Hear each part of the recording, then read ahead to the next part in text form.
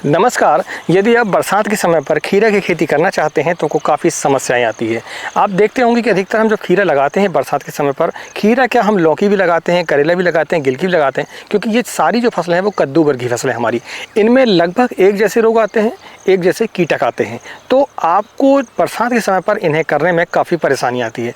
आज इस वीडियो पर मैं आपको ये संपूर्ण जानकारी दूंगा कि आप कैसे ज़मीन की तैयारी करेंगे, कैसे सही समय का चुनाव करेंगे, कैसे रोग प्रबंधन करेंगे, कैसे आप कीटक प्रबंधन करेंगे, आपको टॉप वैरायटी कौन सी है खीरे की, ये सारी चीज़ें हम इस वीडियो पर आपको बताएंगे। और वीडियो के अंत तक जरूर देखें। वीडियो के अंत में आपको 3 सीक्रेट बताऊंगा, यदि उन्हें आप अपनाते हैं खासकर बरसात के समय में तो आप देखेंगे आपको उत्पादन अच्छा आता है, आपकी फसल जो है वो लंबी चलती। और हमने टमाटर की खेती कैसे करें, खीरा की खेती कैसे करें, इस पर हमें संपूर्ण जानकारी एक ई बुक पर दी हुई है, जिस पर हमने कीटक संबंधी, खाद संबंधी, रोग संबंधी ये सारी जानकारी आपको उस ई बुक पर दी हुई है। यदि आप नए किसान हैं तो फिर आपको वो ई बुक खरीद लेनी चाहिए। उसकी जो लिंक है डिस्क्रिप्शन पर भी है और कमेंट बॉक्स पर भी है।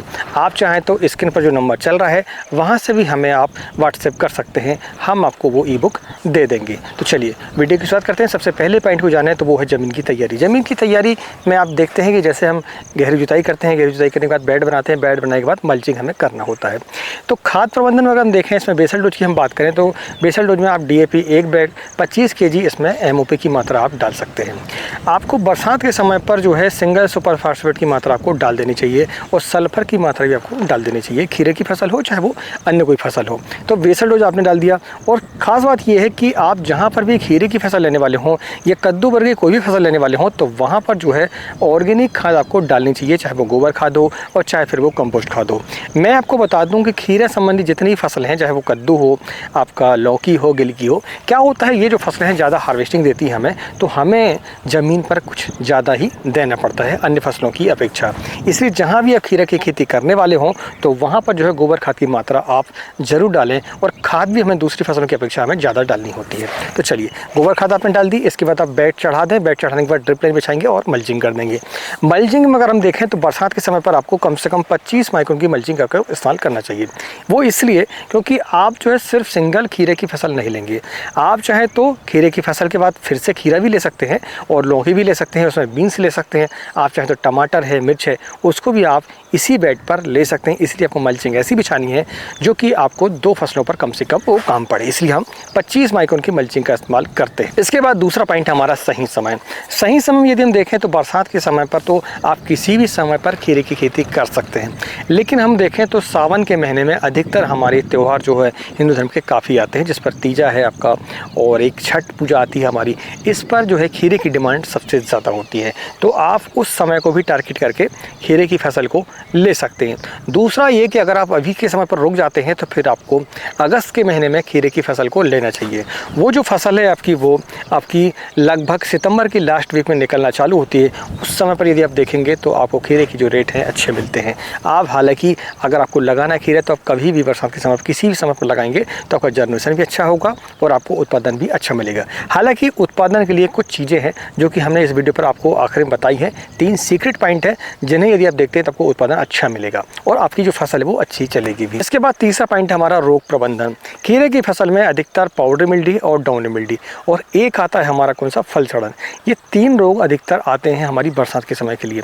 अगर हम डाउनी मिल्डी की बात करें तो भैया मैं आपको बता दूं कि डाउनी मिल्डी के लिए आप रेडोमिल गोल्ड का इस्तेमाल कर सकते हैं, एक्विसन प्रो का इस्तेमाल कर सकते हैं, CUC का इस्तेमाल कर सकते हैं, करजेट का इस्तेमाल कर सकते हैं, एलिएट का इस्तेमाल कर सकते हैं। इन चारों फंगीसाइडों में से आपको हर समय अलग अलग फंगीसाइड का इस्तेमाल करना चाहिए इस पैक रूप में, तो आप देखेंगे आपको ये डाउनी मिल्डी की समस्या नहीं आती है। इसके अलावा पाउडर मिल्डी की बात करें हम तो पाउडर मिल्डी के लिए आप जो सल्फर का इस्तेमाल, लिक्विड सल्फर का या फिर पाउडर फॉर्म वाले सल्फर का इस्तेमाल आप कर सकते हैं। लिक्विड वाले का आपको फ्लावरिंग की स्टेज पर करना चाहिए और जब फ्लावर नहीं हो तो पाउडर फॉर्म वाले सल्फर का इस्तेमाल आप करेंगे तो आपको पाउडर मिल्डी की समस्या नहीं आती। आप नेसोडियम का इस्तेमाल कर सकते हैं जो कि धानको कंपनी का आता है। आप फॉलिक्योर का इस्तेमाल कर सकते हैं जिसमें कि टेबेको नोजल होता है। आप स्कोर का इस्तेमाल कर सकते हैं जिसमें कि डाइफेनक नोजल होता है। ये जो टेक्निक आपको बताएं हमने, यदि आप बारी बारी से सप्ताह में एक बार स्प्रे करते हैं तो आप यकीन मानिए आपकी फसल पर पाउडर मिल्डी की समस्या नहीं आती है और आती भी है तो चली जाती है। MS टॉप का भी आप इस्तेमाल कर सकते हैं पाउडर मिल्डी के लिए, जिसमें कि एजेस्टोन प्लस डाइफेनक नोजल होता है। आपका डाउनी मिल्डी भी काम करेगा वो और आपका पाउडर मिल्डी पर भी काम करता है। तो इस तरीके से आप जो रोगों को प्रबंधित कर सकते हैं। कीट प्रबंधन यदि हम देखें तो वाइट फ्लाई, आपका थ्रिप्स, आपका कभी कभी अक्टूबर के महीने माइट की समस्या हमारी फसल पर आ जाती है। इसके अलावा हम सबसे बड़ी समस्या को देखें तो वो है फल मक्खी की समस्या, इल्लियों की समस्या। ठीक है, फल मक्खी होगी तो इल्लियाँ आपकी ज़रूर होगी और वो फलों को छेद करेंगी और फलों को ख़राब करेंगी, सड़ाएगी।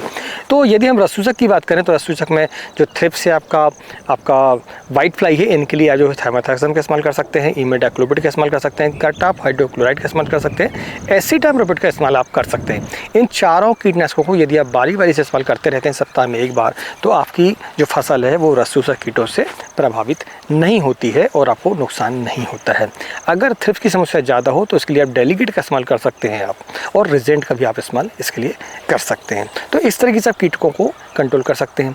रही बात फल मक्खी के लिए, फल मक्खी के लिए आपको बता दूं मैं कि आप चाहें तो इमामेक्टिन बेंजोएट का इस्तेमाल कर सकते हैं, डेलीगेट का इस्तेमाल कर सकते हैं, आपका फैम का इस्तेमाल कर सकते हैं, कोरोजन का इस्तेमाल कर सकते हैं। लेकिन सबसे बड़ी खास बात यह है कि आपको फल मक्खी के लिए आपको ट्रैप का इस्तेमाल करना चाहिए। जो फेरोमोन ट्रैप आते हैं स्पेशल खीरे के लिए और लौकी पर भी वही काम आते हैं, कद्दू वर्गी फसलों पर यही काम आते हैं, तो उनको यदि आप लगाते हैं तो आप भैया यकीन मानिए आपको फल मक्खी की समस्या नहीं आती है। ये इसका रामबाण इलाज आप मान के चल सकते हैं।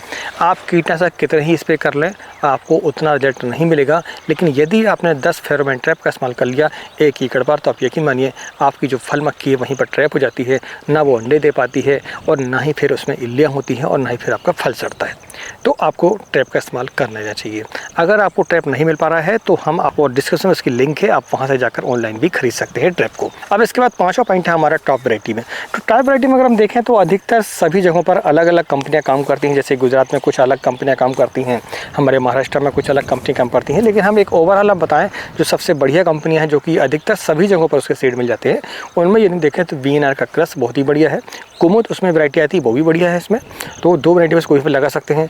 तीसरा इसमें अगर हम देखें तो आप ईस्ट वेस्ट कंपनी की सायरा आती है और नोनो सीड की आपकी मारिया आती है, इनमें से भी आप लगा सकते हैं।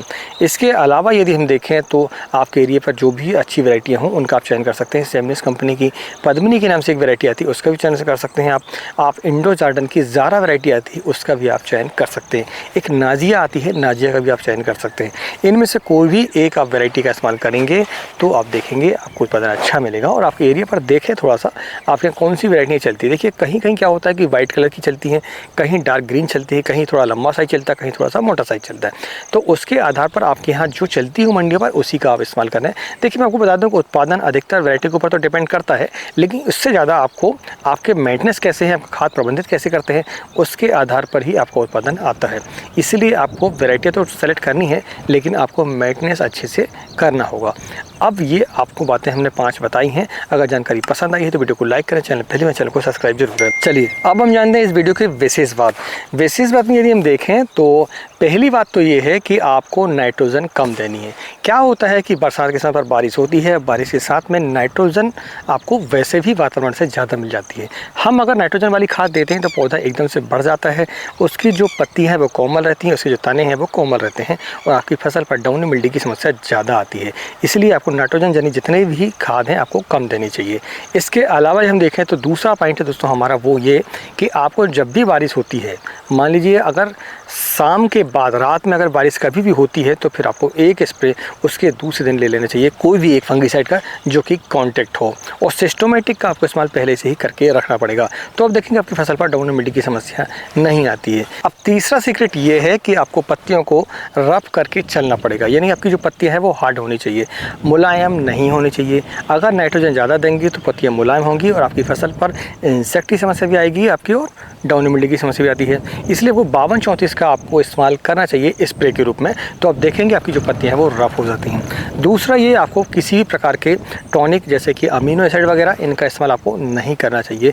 इससे भी पत्तियां जो है मुलायम होती हैं, आपका पौधा जो है सीधा भाग जाता है, पत्तियां जो है मुलायम रह जाती है, तना भी आपका मुलायम रह जाता है। यदि आप ये सब उपाय अपनाते हैं तो आपकी फसल जो अच्छी चलती है, आपको अच्छा मिलता है। आज की जानकारी को पसंद आई हो तो वीडियो को लाइक करें और पहली बार चैनल को सब्सक्राइब जरूर करें। मिलते हैं एक नई वीडियो में एक नई जानकारी के साथ, तब तक नमस्कार, जय हिंद, जय किसान, जय जवान।